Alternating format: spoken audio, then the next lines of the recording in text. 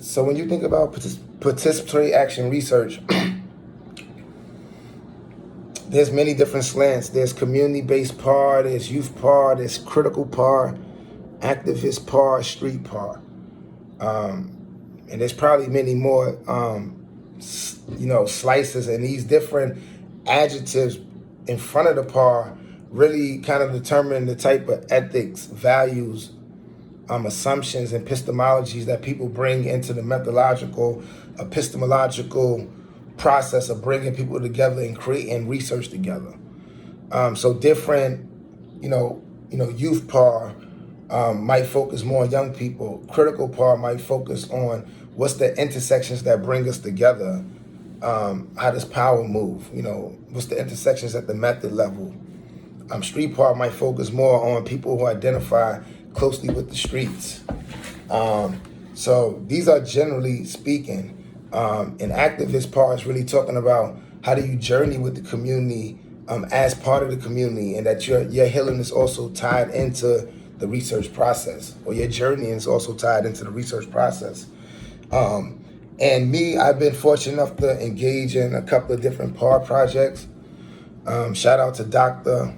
Alexis Hokovic and the gifts they bring. Michelle Fine, Dr. Michelle Fine, John Jay Reentry Prison Institute, and so many other formerly incarcerated people, from Vivian Nixon, Glenn Martin, Khalil, just so many of us who was in that process that was really trying to respond to stigma that currently and formerly incarcerated people were facing when trying to re-enter society, particularly into higher education, and saying that we were a threat to campus safety and academic rigor and et cetera. When all of the research the last 30 to 40 years said that we were actually, academic excellence and some of the best students on the campus, and safest students on the campus. And when we did this PAR project, instead of really responding to the stigma so much, we really wanted to really tell a different story about, how universities benefit when formerly incarcerated people decide to take our life experience, our journey in the study in they towers. And we call that research the gifts they bring. So shout out to Alexis. I was also on some work with Dr. Maria Torre, Dr. Brett Stout, Prakriti, Jackie, Fawn, Nadine, and so many others in the South Bronx, on a project called the Moorish Justice Project, really looking at stop and frisk policing, broken windows policing theory, in a 40-block radius in an urban city, particularly New York City, not too far from Yankee Stadium. And that project went on for about 5 years, 6 years, really getting local community data on people's experiences of being policed, and also really using that local data to really attach to like citywide organizing around police reform, and using our local data to add to that police reform in New York particularly. So that movement, so that research, Moorish Justice Project, was really steeped in like grassroots movements, and particularly movements around police reform in New York and nationally. We did a lot of work in the community, doing learning for the community, doing data analysis with the community. We called it sidewalk science, kind of like a science fair, where we pick a random block within those 40 blocks that we was doing research in, where we collected over 1,000 surveys that we made from our own conversations. And after doing analysis on those 1,000 surveys, we took the data back to the block. We set up like different stations on those random blocks with different parts of the data.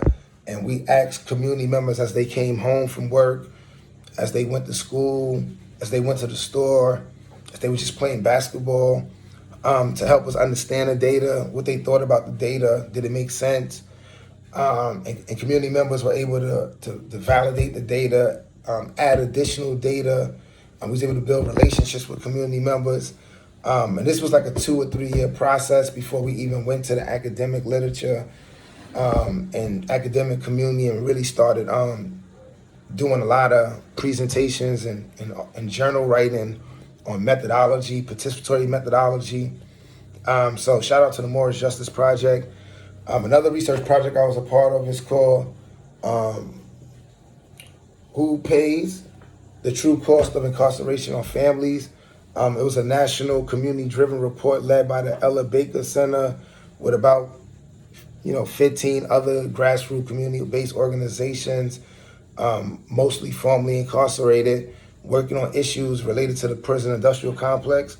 And we did research and focus groups in our local grassroots context, and all of us came from different parts around the country, from New Orleans to Oakland, H.O.L.A, to Detroit, to New York, Minnesota, Atlanta, so many more places, and really took a same format of focus group and conversations to our local communities, and then we did data analysis and collective data analysis with each other, and really shared back like the cost that our families pay from when we incarcerated.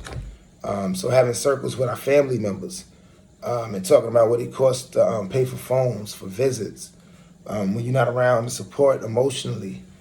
And just the hassle of doing a year, let alone 2 years, 3 years, 20 years, supporting your family member. So that was important policy work too, really speak to a lot of the prison industrial complex infrastructure, private prisons, the phones, bus services, and etc.